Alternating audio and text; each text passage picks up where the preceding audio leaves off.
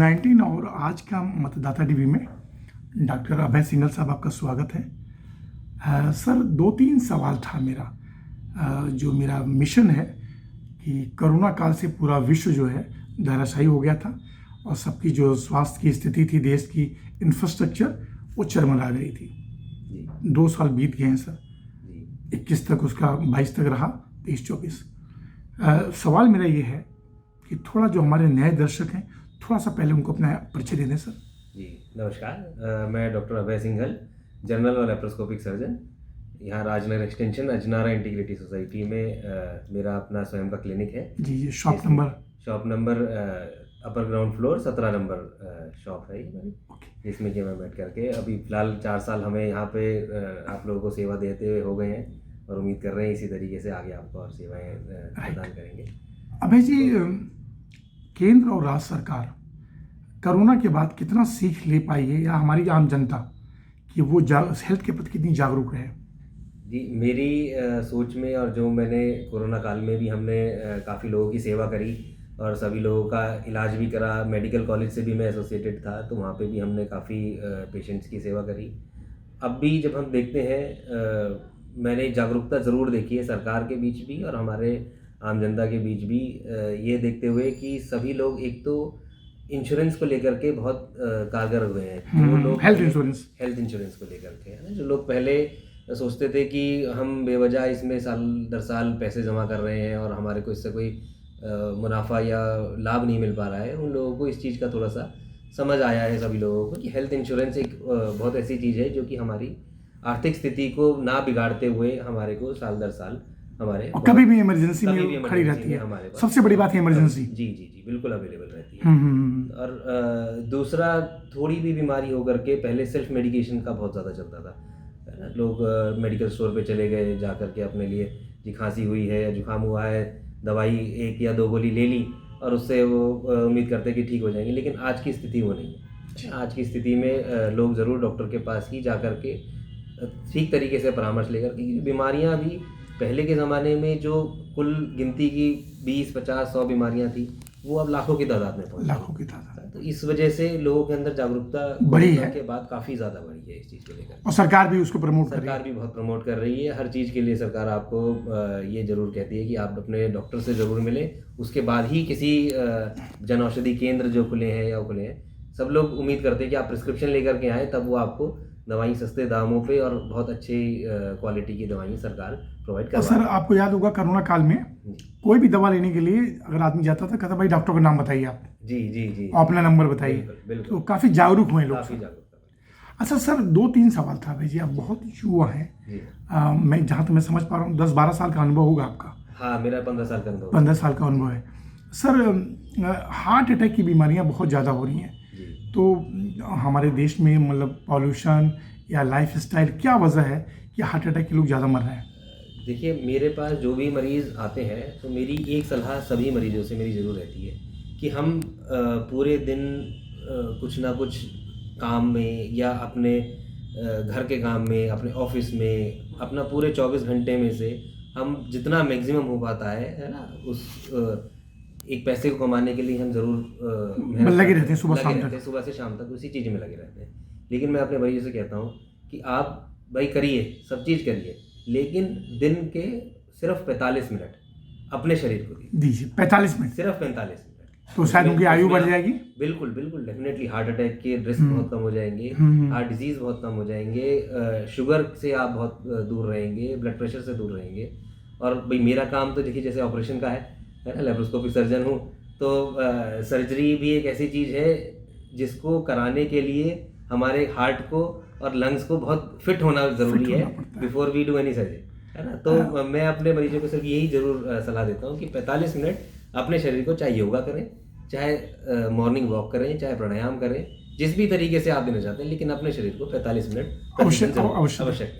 Sir 2 सवाल और था मेरा कि देखा ये जाता है कि इंसान जो है ना अल्टीमेटली भगवान और डॉक्टर को बहुत ज़्यादा मानता है, और आज के समय में कैंसर जैसी बड़ी बीमारी बहुत ज़्यादा हो गई है और सर्जन का बहुत बड़ा रोल होता है सर। और मैं केंद्रीय मंत्री से भी बात किया था, डॉक्टर पोद्दार से बात किया था, जो दवाइयाँ महंगी हैं बहुत, हम्म।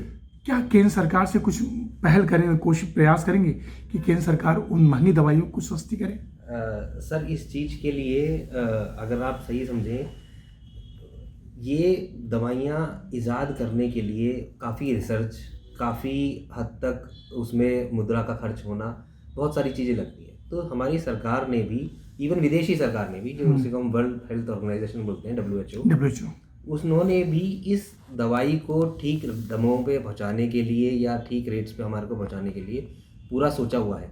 हमें लगता है कि सरकार हमें महंगी देना चाह रही है ना, या हमें बाहर वाले ये एक इंजेक्शन 80,000 रुपये का, 1 लाख रुपये का, 2 लाख रुपये का हमारे को मिल रहा है। लेकिन जो वो पेटेंट हुआ है वो इंजेक्शन, उनकी पेटेंसी 2 साल के लिए होती है। तो 2 साल तक तो जब हमारे को उस दवाई को इस्तेमाल करना है, क्योंकि वो दवाई उस कंपनी की पेटेंट है, तो वो उसको महंगे दरों में अपनी रिसर्च का पैसा निकालने के लिए बेच सकती है। लेकिन 2 साल के बाद आप देखिए, जो दवाइयाँ पहले, अच्छा 2 साल बाद सस्ती हो जाती 2 है? साल बाद सस्ती हो जाती है। अच्छा, है ना। फिर तो भी वो सर हमारी कुछ, सरकार उस चीज़ पे पूरा ध्यान रखती है। फिर भी सर कुछ थोड़ा सा अगर दाम कम हो जाए तो काफ़ी लोगों को राहत मिलेगी। देखिए, हाँ डेफिनेटली आपकी मांग होनी चाहिए। हाँ बिल्कुल भाई, मांग, मैं इसीलिए सब पिछले आपके सवाल पे भी मैंने यही जवाब दिया कि हमारी सरकार ने जो जन औषधि केंद्र खोल रखे हैं, है ना, मैं अपने मरीजों को कोई भी ऐसी दवाई नहीं लिखता हूँ कि जो कि जन औषधि केंद्र ना मिलता, जन औषधि केंद्र में ना मिलती है ना, या हम किसी मरीज को ये नहीं रोकते हैं कि वहाँ की दवाई लेंगे तो आपको इफेक्ट कम आएगा या उसका सॉल्ट वीक है। जी। तो जो हमारे प्रधानमंत्री जी ने, हमारी सरकार ने भी जो इस समय फिलहाल ये जन औषधि केंद्र खोल रखे हैं और छूट पे दवाई दे रहे हैं, वो बहुत अच्छे हैं। मेरे हिसाब से जो मेरे मरीज ले रहे हैं वहाँ से दवाइयाँ, वो बिल्कुल ठीक होकर के जा रहे हैं। ऐसा नहीं है कि वो बाहर से दवाई लेंगे तो उन्हें कम इफेक्ट आए, ज़्यादा इफेक्ट आएगा, और जन औषधि केंद्र से कम इफेक्ट आएगा। सर आपने 2 बड़ी बातें बोली, एक तो 45 मिनट हर किसी को अपने शरीर पे देना चाहिए, तो उसकी आयु बिल्कुल बढ़ेगी और हार्ट अटैक चांसेस कम हो जाएंगे। सर अल्टीमेटली अभी योगी सरकार ने प्रदेश में एम्स खोलने की प्रक्रिया काफ़ी बढ़ा रखी है, आपको पता होगा सर। लेकिन गांव में अभी भी डॉक्टरों का रुझान या उनका वहाँ पे इंटरेस्ट उतना बढ़ नहीं रहा है सर, कुछ प्रोत्साहन होना चाहिए सर? बिल्कुल सर, बिल्कुल होना चाहिए। हमारी सरकार की तरफ से भी होना चाहिए। अब आप देखिए, बाकी स्टेट्स में गांव के अंदर जो सरकारी अस्पताल है ना, उनमें सुविधाएं कम होने की वजह से, है ना, या इंफ्रास्ट्रक्चर पूरा ना होने की वजह से ही डॉक्टरों का रुझान कम है।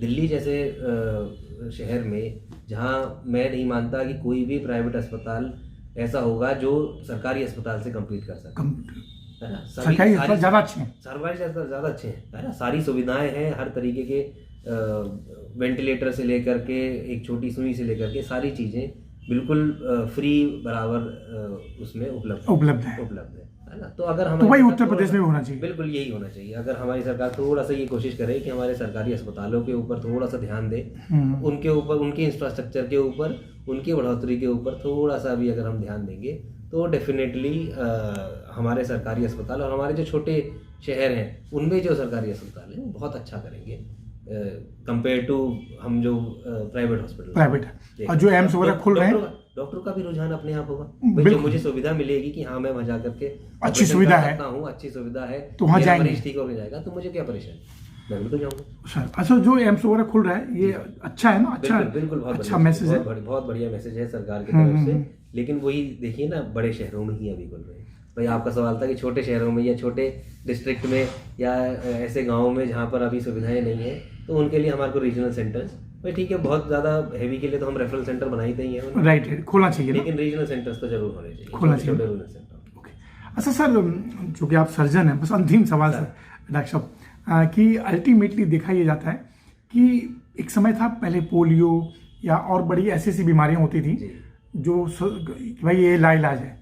अब एक कैंसर की भ्रांति आ गई है, क्योंकि आप सर्जन है इसके लिए मैं पूछूं सर कि अगर मुझे कैंसर हो गया तो मैं बचूंगा नहीं, मैं ठीक नहीं होऊंगा, तो विश्वास दिलाने के लिए कुछ बोलना चाहेंगे लोगों को? नहीं, क्या करना चाहिए? बिल्कुल ऐसा नहीं है। या जो हमने स्क्रीनिंग मेथड्स चालू करे हैं, जो हमारे पास ब्लड टेस्ट लेकर के अल्ट्रासाउंड की टेस्ट है, रेडियोलॉजिकल टेस्ट है, पैथोलॉजिकल टेस्ट है, ये सब हमारे को कैंसर को बहुत अर्ली स्टेज में प्रोवाइड करवा देते हैं। आजकल डायग्नोज कर लेते हैं। इतनी बढ़िया तकनीकें आ गई हैं कि बहुत अर्ली स्टेज में उस कैंसर को डिटेक्ट किया जा सकता है, और अगर ठीक इलाज कराया जाए तो आप कैंसर फ्री भी घोषित किए जा सकते हैं कुछ सालों के ट्रीटमेंट के बाद। बात तो लोगों को डरना नहीं चाहिए। बिल्कुल नहीं डरना चाहिए, है ना। और इस बात से तो बिल्कुल नहीं डरना चाहिए कि हमारी बीमारी लाइलाज लाइलाज। अब वो बात नहीं है। पहले जरूर हम कहते थे कि जी अभी कैंसर का पूरा तरीके से इलाज नहीं है, आप ऑपरेशन भी करवा लेंगे, कीमोथेरेपी भी करा लेंगे, रेडियोथेरेपी भी करा लेंगे, लेकिन फिर भी बहुत अच्छा सक्सेसफुल रिजल्ट नहीं मिल पाएगा।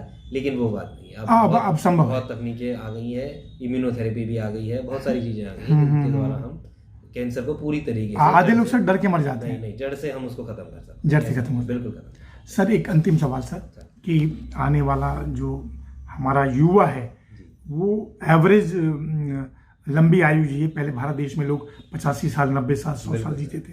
आज की डेट में वो एवरेज 50-55 साल हो गए। 55 से 56 साल है। तो सर ऐसी क्या आपकी तरफ से कुछ टिप्स दीजिए कि हमारे देश की जो मृत्यु दर है वो और मतलब 55 से लाइफ बढ़ जाए। यस सर, लाइफ एक्सपेक्टेंसी बढ़ने के लिए सबसे पहले मुझे अपनी जो मैंने पहली बात बताई थी आपको, 45 मिनट अपने शरीर को देना चाहिए। दूसरी फूड एडल्ट्रेशन, है ना। फूड एडल्ट्रेशन और पोल्यूशन की वजह से हमारी आयु कम होती जा रही है। अब आपने पहले देखा होगा कि पुराने जमाने में पेड़ से भी गिर जाते थे लोग, तो सिर्फ बाल आ जाता था हड्डी, बस। अब अगर किसी ने पीछे से बाथरूम में भी गिर गए तो पूरी हड्डी चूरा हो जाती। तो ये वजह यही है कि जो हम खान पीन खा रहे हैं, इम्यूनिटी कमजोर हो गई, वो इम्यूनिटी भी कमजोर हो गई। हम खाना, अब आप देखिए ना, जब हम गायों को, भैंसों को इंजेक्शन लगा करके दूध निकालेंगे तो हमें कैल्शियम कहाँ से प्राप्त जब उसको चारा ही नहीं मिलेगा तो हमारे को वो न्यूट्रिएंट नहीं मिलेगा। यस। तो बस कोशिश ये करें कि मेरी तो सरकार से हमेशा मैं तो ये सोचता हूँ तो आबादी पे हमारा कंट्रोल रहे, ताकि जितनी हमारी रिक्वायरमेंट है उतनी हमारी प्रोडक्शन फुलफिल कर पाए। जब हमारी रिक्वायरमेंट बढ़ जाएगी तो प्रोडक्शन बढ़ाने के लिए इस तरीके जैसे मिल्क है सर, गलत व्यवहार, गलत तरीके अपना ही जाए। जैसे मिल्क देखिए सर, मिल्क का प्रोडक्शन आपको पता ही होगा कई कुंटलों में हो रहा है। अभी दिवाली पे आपने, हमारी सरकार ने, हमारे पुलिस वालों ने, अधिकारियों ने कितना कुंटल मावा जो है नकली पकड़ा गया, कितना पकड़ा गया। रोज अखबारों में आपके यही, तो हड्डियां तो कमजोर होंगी सर। एक अंतिम सवाल सर, एक्सटेंशन जहाँ पर क्लिनिक है सर, सारी हाई राइज सोसाइटी है सर, और यहाँ पे सन का हर फ्लैटों में प्रभाव उतना अच्छा नहीं है। तो सोसाइटी में रहने वाले लोगों के लिए विटामिन डी के लिए या स्वस्थ रहने के लिए क्या कुछ बोलना चाहेंगे? सर देखिए, अभी तो फिलहाल क्योंकि सर्दियों का मौसम शुरू हो गया है, तो ज़रूर मैं कहूँगा भाई, जैसे आप जो योगा कोशिश कर रहे हैं, पोल्यूशन के कारण हम नहीं कहते कि आप बाहर बहुत ज़्यादा वॉक करें या बहुत ज़्यादा बैठ के प्राणायाम करें। अभी तो क्या ना, एयर फिल्टर लगा करके आप घर के अंदर ही कर सकते हैं। लेकिन कुछ चीज़ें हैं जो हम पूरी तरीके से अगर नहीं ले सकते हैं तो हमारे को दवाइयों के ऊपर ही रिसोर्ट करना पड़ता है। सन लेना चाहिए उनको, बिल्कुल लेना चाहिए सर। विटामिन डी 30 फीमेल्स को एटलीस्ट 35 की एज के बाद, और 45 की एज बाद तो कंपलसरी है। उसके बाद कैल्शियम और विटामिन डी तो मस्ट है। और 45 मिनट शरीर को देंगे, शरीर को जरूर दें। मेरा मोटो हमेशा हर मरीज के लिए और सभी जनता के लिए ये जरूर रहेगा कि अपने शरीर को 45 मिनट एक दिन में रोजाना के जरूर दें। हमारा देश, आपकी उम्र आयु जो हम 55-56 सोच रहे हैं, आने वाले 5 साल में ही ये आयु मैं उम्मीद करता हूँ कि हम फिर दोबारा 80-85 तक पहुँच जाएंगे। अभय सिंघल जी, आपका बहुत बहुत धन्यवाद। फिर किसी विषय में मिलते हैं सर। थैंक यू सर, नमस्कार।